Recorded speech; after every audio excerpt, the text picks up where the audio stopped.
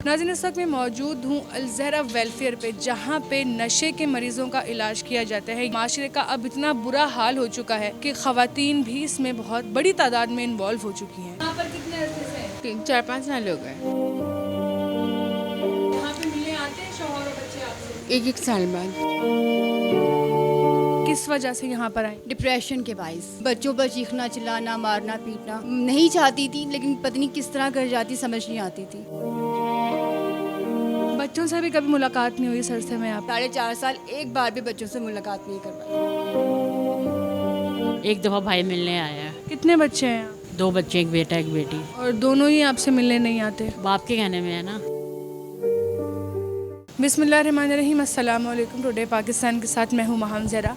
नाज़रीन, इस वक्त मैं मौजूद हूँ अल-ज़हरा वेलफेयर पे, जहाँ पे नशे के मरीज़ों का इलाज किया जाता है। यहाँ पर कुछ ऐसे लोग भी आते हैं जिनके घर वाले उनको यहाँ पर छोड़ के चले जाते हैं। यहाँ पे काफ़ी बुज़ुर्ग हजरात भी हैं, नफ्सियाती मरीज़ भी यहाँ पर हैं। माशरे का अब इतना बुरा हाल हो चुका है कि ख़वातीन भी इसमें बहुत बड़ी तादाद में इन्वॉल्व हो चुकी हैं। इस वक्त मैं ख़वातीन के वार्ड में मौजूद हूँ। आप पीछे देख सकते हैं ख़वातीन का वार्ड लिखा हुआ है। कुछ ख़वातीन हैं जो कि ज़िंदगी के हालात व वाक़यात से डिप्रेशन में जा चुकी हैं, अपने दिमागी तवाज़ुन खो चुकी हैं, और कुछ फ़ीमेल्स ऐसी हैं जो नशे की आदी बनकर आज यहाँ पर मौजूद है। आपकी मुलाकात जो है उन तमाम ख़वातीन से भी करवाएंगे, और जो मर्द हजरात हैं उनसे भी आपकी मुलाकात करवाएंगे कि लोग किस तरह से नशे में मुब्तला होकर अपनी और अपने अपनों की ज़िंदगी बर्बाद कर देते हैं। यहाँ पर कितने अरसे से?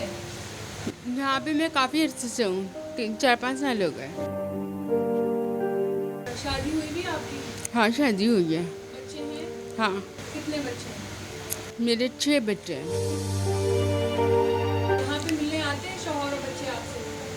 हाँ, हमने तो आते हैं तो वो मिलवाने कितने कितने अरसे बाद आते हैं? एक साल बाद। घर में बहन भाई माँ बाप कोई नहीं? सब लोग हैं। उन्होंने अचानक मैंने बताया भी कि मैं तुम्हारी बेटी हूँ, मैं आ गई हूँ, तो उन्होंने सड़क पे छोड़ दिया, सड़क पे फेंक दिया और चले गए सब। अभी क्या चाहती हैं ज़िंदगी से? बस यहाँ से चली जाऊँ, आज़ाद जाऊँ, अपने बच्चों के साथ खेलूँ कूदूँ, बगीचे में जाऊँ वापस। अस्सलाम वालेकुम। वालेकुम अस्सलाम। क्या नाम है आपका? नाज़ली अहमद। अच्छा, यहाँ पर कितने अरसे से 4.5 साल 4.5 ईयर्स। और किस वजह से यहाँ पर आई? डिप्रेशन के बाइस डिप्रेशन किसकी वजह से हुआ? क्या हुआ ज़िंदगी में?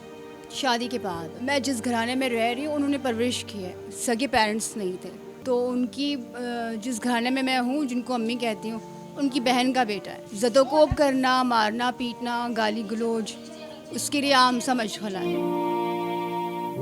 और उसने एक शादी नहीं की, बल्कि इर्द गिर्द उसने और भी शादियाँ छुपा कर की हुई। बच्चे भी हुए तो ज़दोकोब करना, मारना पीटना, ये उसके रोज़ का मशगला रहा, जिसके बाद डिप्रेशन का शिकार होती चली गई। बच्चों पर चीखना चिल्लाना मारना पीटना नहीं चाहती थी, लेकिन पता नहीं किस तरह कर जाती, समझ नहीं आती थी। पूरा ख़ानदान काले जादुओं पर बेस करता। आमलीन समझती, आमिल और आमलीन, पूरा ख़ानदान आमलीन का ख़ानदान। उस ख़ानदान में सरवाइव करना बहुत मुश्किल काम था। तो चंद सालों में ही सारा सामान भाई ने उठाया, नया घर बनाया, उसमें शिफ्ट कर लिया और कहा अगर तुम आकर यहाँ रहना चाहते हो तो रह सकते हो। तो बच्चों के साथ मैं अपने अब्बू के घर में शिफ्ट हो गई थी, सारे सामान समेत। उन्होंने ख्याल रखा जब तक बहायात थे, उन्होंने बहुत ख्याल रखा, अपनी औलाद से बढ़कर चाहते थे। उनके इंतकाल के बाद ज़िंदगी बिल्कुल मफलूज होकर रह गई। ना बच्चों का कोई ठिकाना रहा, ना मेरा अपना कोई ठिकाना रहा। कितना अरसा आप जो है ना अपने शौहर के साथ कितने साल रही? मुश्किल से 2-3 साल गुजारे होंगे। तो वो मुलाकात करने के लिए आता रहता। अबू ने इजाज़त दी हुई थी, मुलाकात कर सकते हो, यहाँ रह सकते हो, आके रहायश इख्तियार कर सकते हो। उसने दूसरी शादी कर ली थी पंजाब में अपनी ताया की बेटी से। 9 साल से वो अपने ही घर में उसके साथ रह रहा है। तलाक उसने दे दी थी, डिवोर्स उसने दे दी। और बच्चे आपके कितने? 3 बच्चे हैं, 2 बेटियां 1 बेटा। तो यहाँ पे आपको आपके घर वाले छोड़ के गए या आपका शौहर? भाई, बड़े भाई। आप जिस तरह बात कर रही हैं, आप काफ़ी पढ़ी लिखी लग रही हैं। कितना आपने क्वालिफाइड, कितने क्वालिफिकेशन है? कराची यूनिवर्सिटी से इंटरनेशनल रिलेशंस में MA किया। बच्चों से भी कभी मुलाकात नहीं हुई इस अरसे में? आप 4.5 साल एक बार भी बच्चों से मुलाकात नहीं करवाई। अस्सलाम वालेकुम। वालेकुम अस्सलाम। आंटी क्या नाम है आपका? उज़्मा नाम है। अच्छा, मुझे अभी यहाँ के स्टाफ ने बताया कि आपको यहाँ पे आपका सगा बेटा छोड़कर गया है। 1 महीना हो गया है आपको यहाँ पर, वो आपसे मिलने भी नहीं आया। क्या वजह बनी जो आपको यहाँ पर छोड़ के चला गया? मैं 6 महीने लाहौर में भाई के घर गई हुई थी, तो ना क्या नाम है, मैंने कहा ईद बच्चों में कर लेती हूँ ना जाके। रमज़ान में मैं आ गई भाइयों के बच्चों के पास। तो बच्चों ने कहा या तो मेरा एक भाई भी रहता है यहाँ पे ना कराची में, बाकी सब लाहौर में रहते हैं। तो उन्होंने कहा भाई के घर चली जाएं, हम वहाँ पे मिलने आ जाएंगे, वहीं पे ईद कर लेंगे। तो आप क्या नाम है ना भाई के घर चली जाओ। मैं कहा नहीं, मैं घर में ही रहूँगी 2-3 दिन। 27वें रोज़े को आई थी मैंने कहा 2-3 दिन की तो बात है, तुम्हारे पास ही रुक जाओ। मेरे मियाँ ने भी तलाक दे दी है, तो बाप के साथ रहते हैं वो दोनों बच्चे। तो कह रहे आप वापस चले जाएं, हम वहीं पे मिलने आ जाएंगे, वहीं पे ईद कर लेंगे। लेकिन वो नहीं माने। तो भाई को फ़ोन किया तो भाई ने कहा कि ना फिर इसको अस्पताल में दाखिल करा देते हैं। मेरी बीवी तो पहले रख चुकी है ऐसे। तो फिर उसने गाड़ी मंगवाई और पैसे दिए यहाँ पे, तो यहाँ छोड़ के चला गया रमज़ानों में। एक दफ़ा भाई मिलने आया है। कितने बच्चे हैं? 2 बच्चे, एक बेटा एक बेटी। और दोनों ही आपसे मिलने नहीं आते? बाप के कहने में है ना। शौहर से आपकी तलाक की वजह क्या बनी थी? उसने भी दवाइयों पे लगा दिया, ज़हनी मरीज़ बना दिया बातें कर कर के। जब से शादी हुई ना उसको क्राइसिस में ही रहा है। एक्सीडेंट हुए, कारोबार नहीं, जॉब नहीं, कुछ नहीं। वो बातें मेरी वजह, औरत के नसीब से आता है, औरत के नसीब से आता है। तो बातें सुन सुन के मेरा दिमाग घूम गया।